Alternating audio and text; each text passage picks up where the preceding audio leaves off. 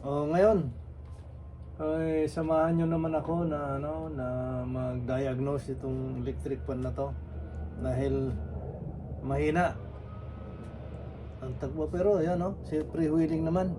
Ay siya nga pala, pagka ilulod ko dyan sa YouTube channel ko, kung gusto niyo mapanood ang buo na video kung paano natin ginawa. Kasi ito, tingnan mo, freewheeling. Ayan, walang problema ang bearing. Ayun, wala naman. Yun. Pero napakahina niyan. Ayun, subukan nating andarin, Yan ang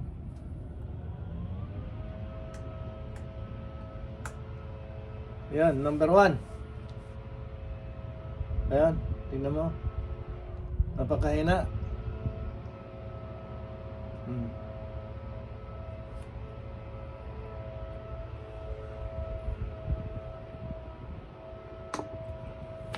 Subukan natin ng number 2. Yun, ganun pa rin. Number 3. Yan. Yan, medyo malakas, pero hindi ako happy.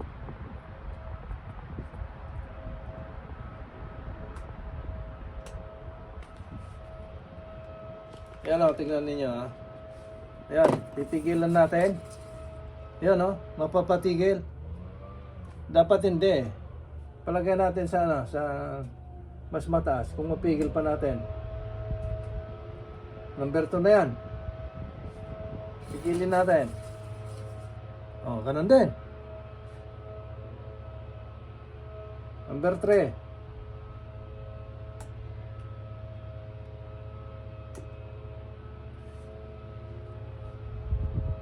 Pigilin natin Ayan. Number 3 na yan Dapat hindi natin mapigil. Kaya ito, sa palagay ko lang, mahina na yung capacitor. Wala akong problema siguro sa engine ay sa motor. Kasi ayan ito. Walang alog. Yun, freewheeling. Bakit napakahina? Palagay ko itong capacitor niya. Tinanggal ko na itong niyan. Tinanggal ko na yung takip para mas madali nating makita. Kasi pagka naman ay papakita. Alam ko naman, alam nyo na tanggalin yun dahil may takip. Pagka may screw, meaning merong yan. Pero yung sinasabi ko na ganito ang dapat na mayroong switch. Hindi ko naman hindi sinasabi na exactly na ganito, pero mayroong switch yung saksakan ninyo para ngayon pagka isaksak mo yan bago mo i-on para kung halimbawa may problema doon, hindi darating doon sa breaker. Ngayon tingnan natin kung anong diferensya. Ano kaya ang diferensya? Pwede bang masabi nyo kung anong diferensya? Para naman natin. Subukan natin tingnan kung anong diferensya niyan. Kasi ito yung sinasabi kong capacitor. Baka itong diferensya. Kasi karamihan pagka mahina ang takbo, mahina ang ikot niya, karamihan capacitor.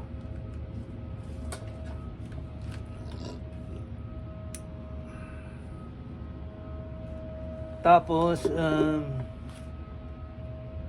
yan ang mali yata yung kuha ko.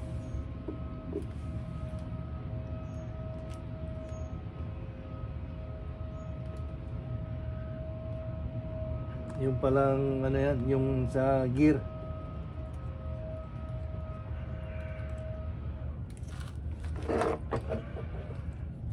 Ito yung ano niya, oh. Diyan sa ilalim. Yung iba, mayroon sa ilalim, mayroon din sa baba. Meron dito, meron dito. Maski saan na inilagay, ayos lang. Basta makita mo yung may screw, yun na.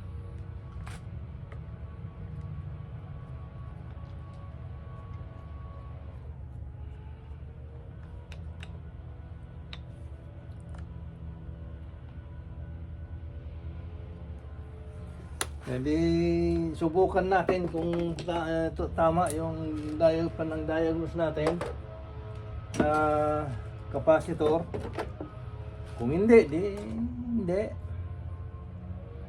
Ito yung ano niya, oh, yung capacitor niya. Ito wala namang positive negative. Maski sa mo lang ikabit yan. Ng ano niyan.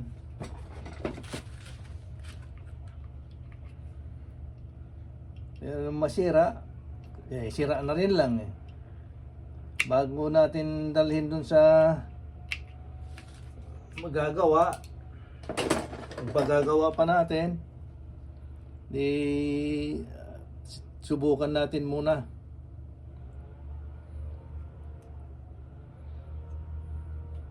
Pero pagka magputol kayo, hindi ganon, pa isa-isa, kasi mayroong kuryente ito. Kasi pagka sinabay mo, baka mayroon pang laman nito, masyasak ka naman. Hindi ka naman siguro mamamatay, kaya lang nakakakiliti rin. Testingin nga natin itong luma.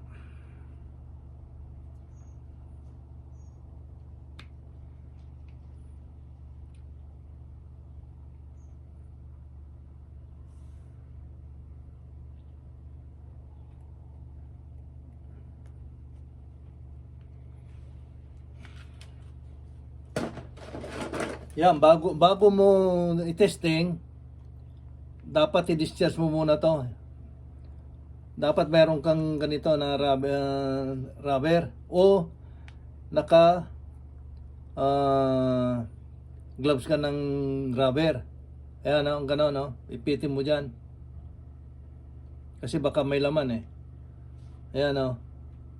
Ganyan ang pag, i-discharge mo muna bago ka mag-test.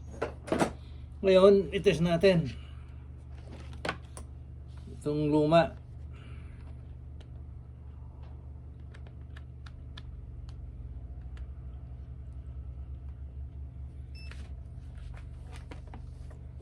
Kikita mo ba dyan? Masyadong mataas yata. Hanapin, yan, kanyan. Hanapin natin yung UF. Yan, UF. Yan.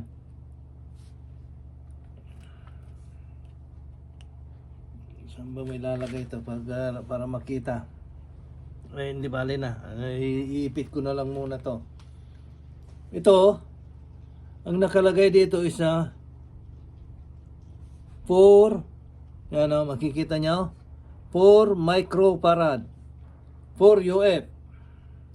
Yan. Ganun natin, iipit mo dyan. Yung isa, maski sa mo naman iipit to eh. Basta, maski saan mo ikabit, basta may pagkakabitan ka. Wala namang positive, negative to.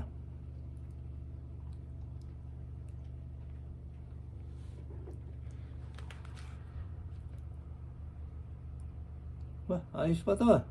Oh, 3.95. Di meaning ayos pa. O bakit mahina ang takbo niya? 3.95 ay microfarad to. Bali 4 farad lang ang natanggal. Bakit?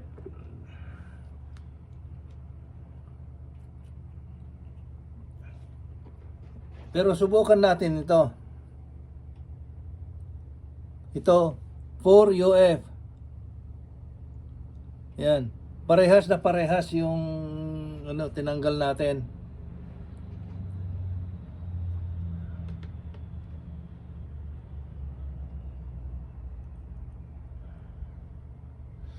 Ito, i-discharge mo rin to bago ano.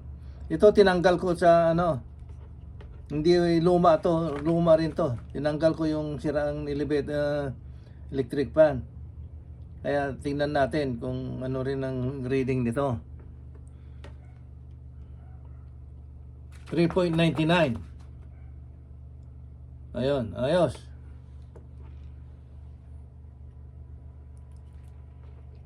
Balik rin natin. Palit natin. Kasi maski pagpalit-palitin mo, kaya sabi ko na wala namang positive negative nito. Oh, ayan oh. Oh. Itong isa, yung luma na sinabi yung tinanggal natin, kasi malakas pa, bakit mahina nga ang ano niyan?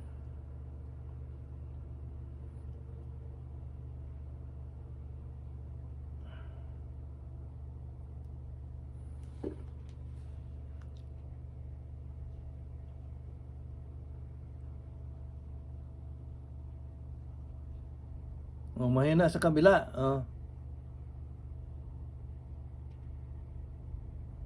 Oh, sira na to kung ibig sabihin. Pero wag mong hawakan tong tester mo pagka ganyan dahil kung hawakan mo, marireading ka. Marireading niya yung inaano mo. Ayun, oh, bakit kaya? Oh, sira na to, hindi na magkapare pagka binaliktad mo eh. Pagka pinagpalit mo ang tester eh, nagbabago.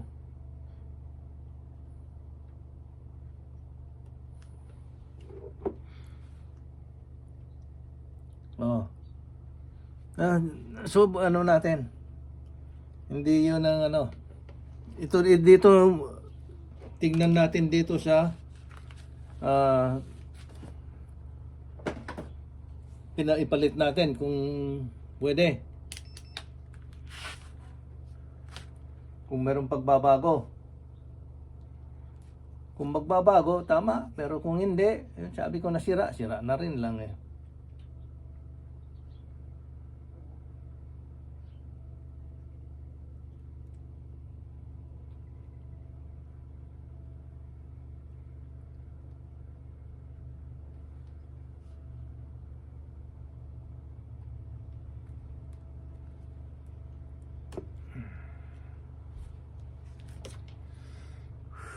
Bago natin dalhin dun sa manggagawa, kung gusto natin pagawa, tayo muna.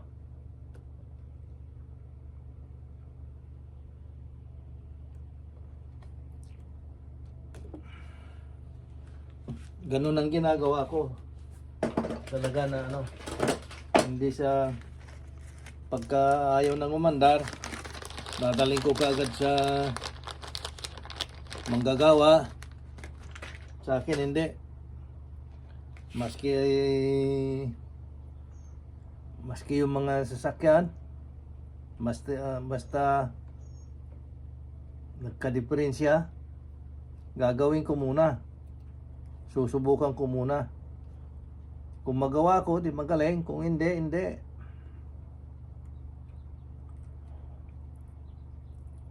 Ganon ang mga ano. Prinsipyo ko na sira rin lang eh. Disubukan ko na muna. Ayan, ito. Ilagay na natin to. Ito, wala ring kabaliktad-baliktad to. Yung sabi ko na walang positive, negative. Maski sa mo ikabit to. Anong posisyon?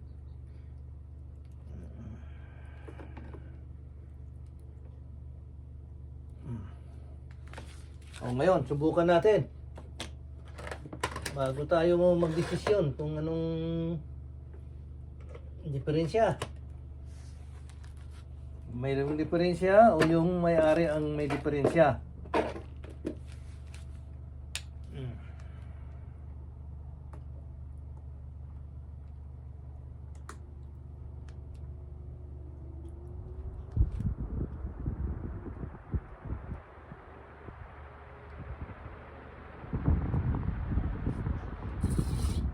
Hindi na mapigil.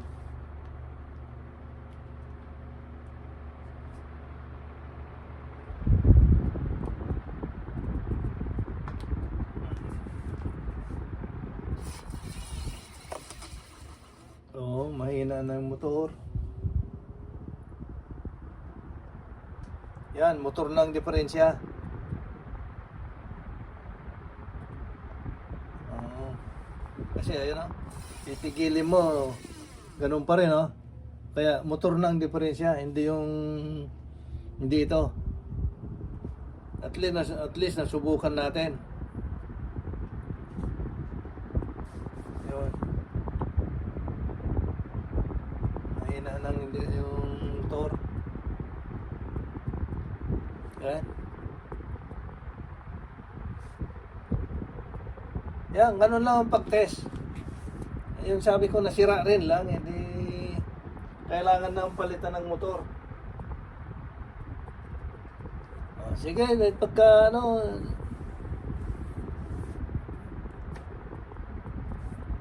kita-kita tayo ulit sa susunod.